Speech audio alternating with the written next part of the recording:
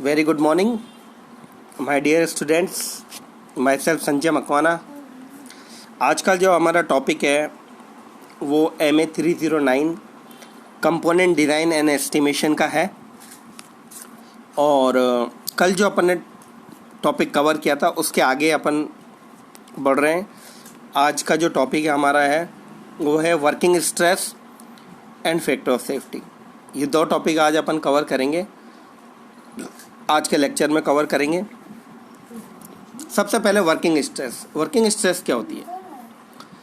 तो working stress को समझने के लिए जो इसकी सिंपल परिभाषा है पहले मैं उसको डिफाइन कर रहा हूँ, फिर उसको मैं समझा देता हूँ. When designing a machine component, it is desirable to keep the stresses below the maximum or ultimate stresses at which failure of the material will take place. मतलब ये कि कोई भी कंपोनेंट को अपन डिज़ाइन करते हैं, कोई भी हम पार्ट को डिज़ाइन करते हैं, तो हम ये चाहते हैं कि जो स्ट्रेसेस हैं उसके अंदर उसको अपन मैक्सिमम स्ट्रेसेस से कम रखें. जो स्ट्रेसेस उसमें डेवलप हो रही हैं उन स्ट्रेसेस को अपन मैक्सिमम स्ट्रेसेस से कम रखें या अल्टीमेट स्ट्रेसेस से कम रखें. ये हम चाहते हैं. Whenever we are designing a machine component, it is desirable to keep the stresses below the maximum or ultimate stresses.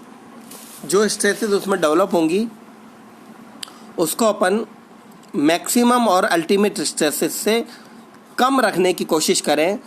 और वो जो स्ट्रेस होती है जिसको अपन कम रखने की कोशिश कर रहे हैं, this stress is known as working stress और डिज़ाइन स्ट्रेस. इसको अपन वर्किंग स्ट्रेस या डिज़ाइन स्ट्रेस बोलते हैं. या इसका एक नाम और है जिसको अपन एक्चुअल में जो डेवलप स्ट्रेसेस होती हैं जिनको अपन वर्किंग स्ट्रेस, डिज़ाइन स्ट्रेस और परमिसिबल स्ट्रेस आदि नामों से अपन इसको बुलाते हैं. राइट. तो वर्किंग स्ट्रेस वो होती है जो एक्चुअल में डेवलप होती है कंपोनेंट में during the process, during the application. और ये हम चाहते हैं कि वो जो स्ट्रेस है वो मैक्सिमम स्ट्रेस से कम रहे, तो उसको अपन वर्किंग स्ट्रेस बोलते हैं. राइट. अब अपन बात करते हैं फैक्टर ऑफ सेफ्टी की. फैक्टर ऑफ सेफ्टी बहुत ही इम्पॉर्टेंट एक कंसेप्ट है जिसको अपन बड़ी बड़ी जब डिज़ाइन करते हैं, जैसे मशीनरी का डिज़ाइन है, सिविल के अंदर अगर बिल्डिंगों का डिज़ाइन है, डैम का डिज़ाइन है, ब्रिज का डिज़ाइन है, या हमारे मैकेनिकल में कोई सी भी मशीनरी का डिज़ाइन है, बॉयलर का डिज़ाइन है, वहाँ अपन फैक्टर ऑफ सेफ्टी का बहुत ज़्यादा यूज़ करते हैं, बहुत ज़्यादा ध्यान रखते हैं. और फैक्टर ऑफ सेफ्टी होता क्या है कि it is defined in general. एक जर्नल जो डेफिनेशन है, it is the ratio of maximum stress to the working stress. जो मैक्सिमम स्ट्रेस होती है मतलब किसी कंपोनेंट में अत्यधिक स्ट्रेस कितनी आ सकती है वो अपॉन कितनी स्ट्रेस आई एक्चुअल में वो. तो ये जो रेशियो है इसको अपन बोलते हैं फैक्टर ऑफ सेफ्टी. राइट. तो factor of safety it is the ratio of maximum stress upon the working of design stress. और ये जो फॉर्मूला है ये फॉर्मूला हमारा डक्टाइल मटेरियल के लिए, जैसे माइल्ड स्टील हो गया डक्टाइल मटेरियल, उनके लिए हमारा ये वाला फॉर्मूला है. अब जो डक्टाइल मटेरियल है उसके अंदर yield point is clearly defined. उसके अंदर जो यील्ड पॉइंट होता है, यील्ड पॉइंट का मतलब जहाँ पर डिफॉर्मेशन स्टार्ट होता है वो क्लियरली डिफाइंड होता है.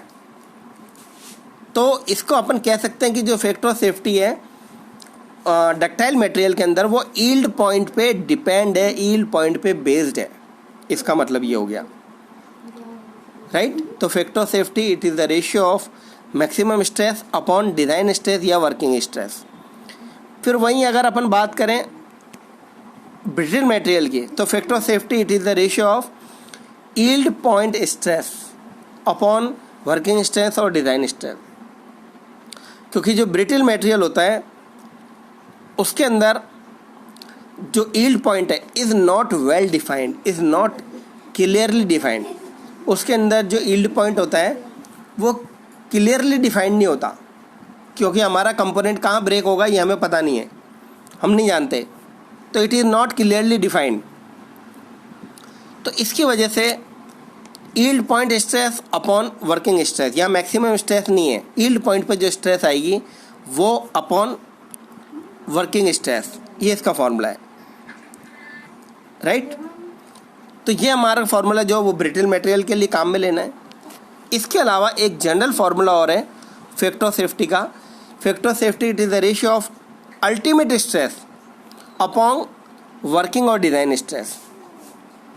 तो ये जनरल फार्मूला है जिसको अपन डक्टाइल मटेरियल के अंदर भी यूज़ कर सकते हैं और ब्रिटल मटेरियल में भी अपन यूज़ कर सकते हैं। अल्टीमेट स्ट्रेस अपॉन वर्किंग और डिज़ाइन स्ट्रेस, राइट। तो कुल मिला के हमारे पास जो है वो 3 फार्मूले हो गए, maximum stress upon working stress, yield point upon working stress और ultimate stress upon working stress, right. अब बात करते हैं selection of factor of safety पे, कि जो सिलेक्शन है कि अपन इसको कैसे चूज़ करेंगे उसकी अपन बात करते हैं। तो सिलेक्शन जो है वो कई फैक्टर्स पे डिपेंड है। Before selecting a proper factor of safety a design engineer should consider the following points. उसको एक डिज़ाइन इंजीनियर को कई जो पॉइंट्स है उस पर विचार करना पड़ता है, तब अपन इसको सिलेक्शन कर सकते हैं। पहला, the reliability of the properties of the material and change in their properties during service. जो किसी मटेरियल की प्रॉपर्टीज़ होती है उस पर विश्वास करना और उनके अंदर कितना चेंज आ रहा है, प्रॉपर्टीज़ के अंदर कितना चेंज आ रहा है उनका ध्यान रखना। जैसे for example reliability of the properties of the material, जैसे अपन ने किसी मटेरियल की प्रॉपर्टी कोई निकाली,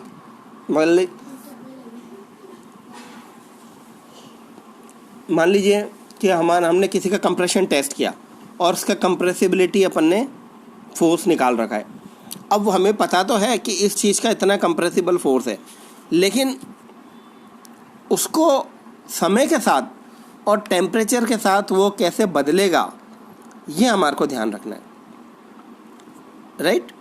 फिर सेकंड है reliability test result and accuracy of the application of this result.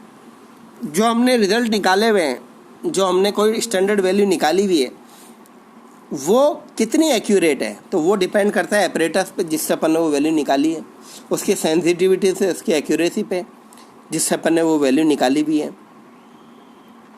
फिर थर्ड है reliability of the applied load. Applied load वही मात्रा का लग रहा है जिसका हमने ध्यान में रख के और उस कंपोनेंट को डिज़ाइन किया है, तो उसकी रिलायबिलिटी कितनी है अप्लाइड लोड की, और अप्लाइड लोड किस प्रकार का है, राइट।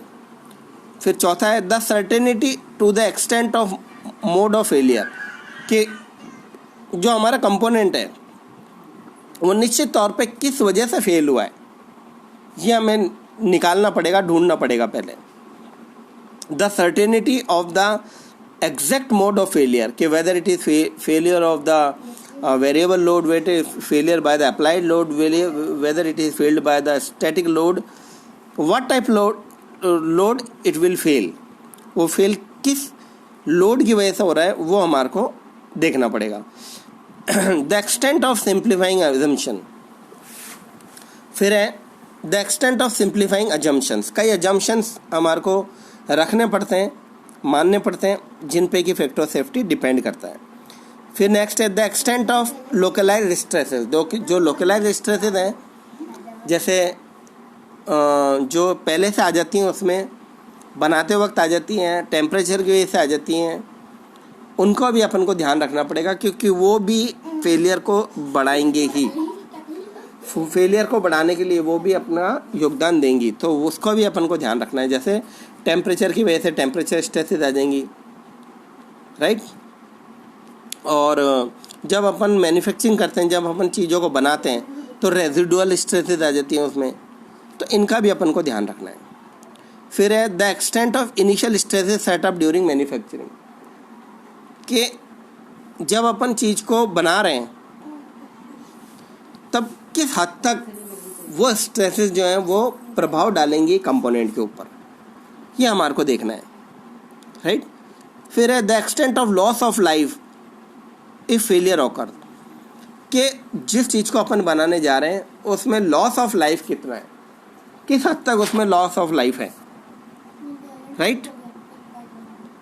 तो कहने का मतलब है कि जैसे हम कोई ब्रिज बना रहे हैं तो इसका मतलब उसमें एक्सटेंट ऑफ लाइफ बहुत ज़्यादा है, उसमें लाइफ बहुत जुड़ी हुई है। कोई डैम बना रहे हैं उसमें हमारी लाइफ बहुत जुड़ी, कोई बिल्डिंग बना रहे हैं उसमें हमारी लाइफ बहुत जुड़ी, क्योंकि अगर एक बिल्डिंग गिर जाती है तो फाइनेंस का और जान माल का बहुत नुकसान होता है। तो कहने का मतलब है कि उसमें लाइफ की एक्सटेंटिटी बहुत ज़्यादा है, तो हमारे को फैक्टर सेफ्टी बहुत ध्यान से चूज़ करना पड़ेगा। समझ गए आप? कहने का मतलब है कि जहाँ हमारा मैन पावर, लाइफ, लोगों की लाइफ, जीवन जुड़ा हुआ है अगर ऐसी चीज़ से, तो वहाँ हमारे को इसका ध्यान रखना पड़ेगा कि किस तरह से हमारे को फैक्टर सेफ्टी चूज़ किया जाए।